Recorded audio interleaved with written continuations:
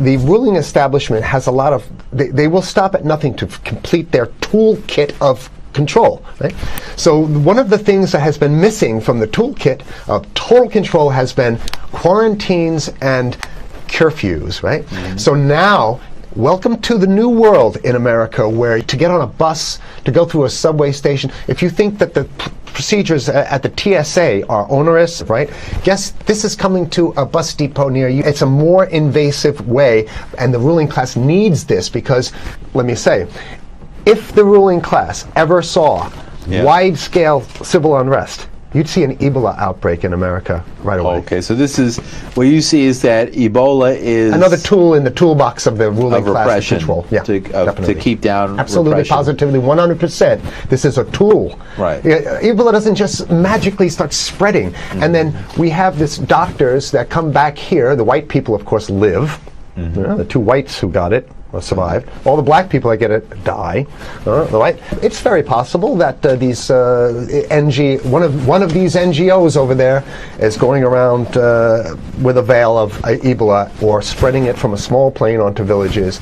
The point is to get hundreds of thousands of people infected with it and create the next phase of control. Now, one of the things I'd like to show to back up my my claims here. Here's a document from the Rockefeller Foundation. Rockefeller Foundation, right there. You can zoom in on that, where my finger is. It's called Scenarios for the Future International Development, the Rockefeller Foundation. All right? Okay, let's take a look at what they're saying here. This is something like a 50, 60-page document. I'd like you to go to page 18, if you can look at this up on the internet, but I'll read it off here. It's called lockstep, lockstep. And this is a phrase that I used right after 2001, when I saw the entire system of the United States, including the population, were in lockstep. So the Congress went along, and yes, it was Osama bin Laden, and the people waved their flag and said, I hate, hate, hate, hate, and everything was in lockstep. Well, in 2010, they published this, Rockefeller Foundation, and here's what they're saying.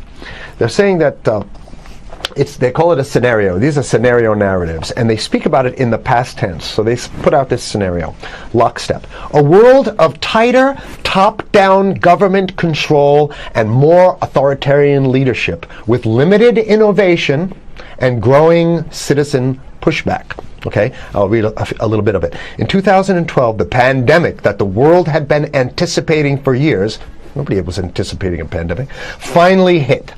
Unlike 2009's H1N1, this new influenza strain originating from wild geese, they use some scenario, but this is Ebola they're talking about. Even the most pandemic-prepared nations were quickly overwhelmed when the virus streaked around the world, infecting nearly 20% of the global population and killing 8 million in just 7 months, the majority of them healthy young adults. The pandemic also had a deadly effect on economies. You can see the agenda, just naked, raw, naked control agenda written down, and it's anybody's guess how this becomes effectuated in real life. So whether this is written specifically as marching orders, or whether people take it upon themselves in the intelligence networks to say, okay, well, this has been produced, so this is the plan here. But these narratives have to be written in advance, because the intelligence agencies don't know how to do these narratives. They need help. So these think tanks, they come up with these, like Rand Corporation, Rockefeller Foundation. These are think tanks of death. They're not the think tanks, they're not there to find great ways to help people. Right? Okay, the pandemic also had a deadly effect on economics. International mobility of both people and goods screeched to a halt.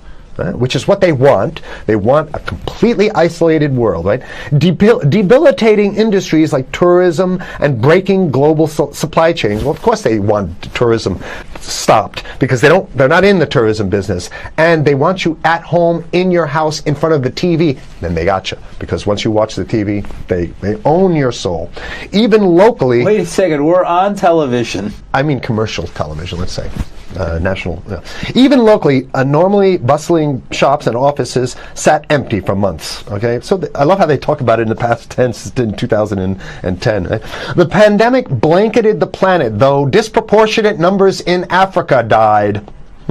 Southeast Asia and Central America, where the virus spread like wildfire. It sounds like the opening monologue of a disaster movie, right? Exactly. Now listen to, here's the good stuff now.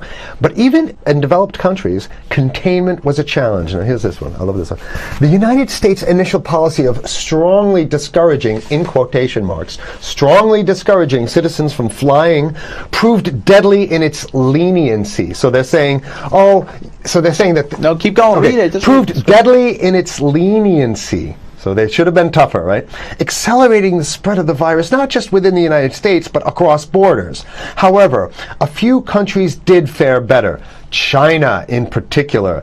The Chinese government's quick imposition and enforcement of mandatory quarantine for all citizens, as well as its instant and near hermetic sealing off of all borders, saved millions of lives, stopping the spread of virus far earlier than in other countries. So the message is here is we have to look towards the Chinese, the oppressive totalitarian Chinese regime as an example of what we need to be doing here. And of course, the ruling class here loves the Chinese regime because they have demonstrated to the ruling class the most efficient form of capitalism, which is authoritarian capitalism. So we have capitalism, but unfortunately we have this veil. I get it. We have this veil of democracy. This is very interesting. This is continue on. Okay. China's government was not the only one that took extreme measures to protect its citizens from risk and exposure. During the pandemic, national leaders around the world flexed their muscles, flexed their authority, and imposed airtight rules and restrictions. You can see the agenda. Go. Okay. From the mandatory wearing of face masks to body temperature checks at the entries to communal spaces like that's what's happening right now.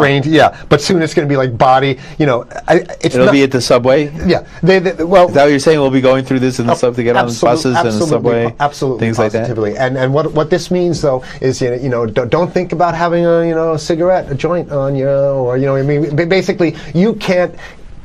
This is a dragnet for everything. So if in order for you in other words, just like with stop and frisk, this is ultimate stop and frisk. This is the ultimate cavity stop and frisk, cavity search kind of thing. All right, so during the pandemic, national leaders around the world flex their authority. Now there's some good stuff. Listen to this.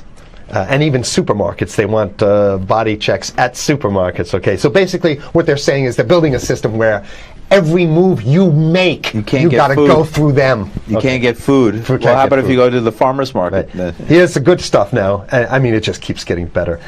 Even after the pandemic faded, this more authoritarian control and oversight of citizens and their activities stuck and even intensified. That's the whole point. So they're going to get rid of... Didn't that happen already with 9/11? Of course. 9/11 was how many, 14 years ago, and we still have all these draconian so rules. So they're going to put the body cavity USA, searches Patriot, and all that. That's right. So in order to get to a supermarket, you got to have a body cavity search, and then when there's no more Ebola, well, you know what? We kind of like this way because we have an complete infrastructure of a control grid. In order to protect themselves from the spread of increasingly global problems, from pandemics and national terrorism to environmental crisis and rising poverty, leaders around the world took a firmer grip on power. Well, what the hell would rising poverty have anything to do with imposing strict citizen controls with face masks? So they're very sloppy stuff here. At first, the notion of a more controlled world gained wide acceptance and approval. I'm sorry. Nobody likes this stuff. They're just saying it.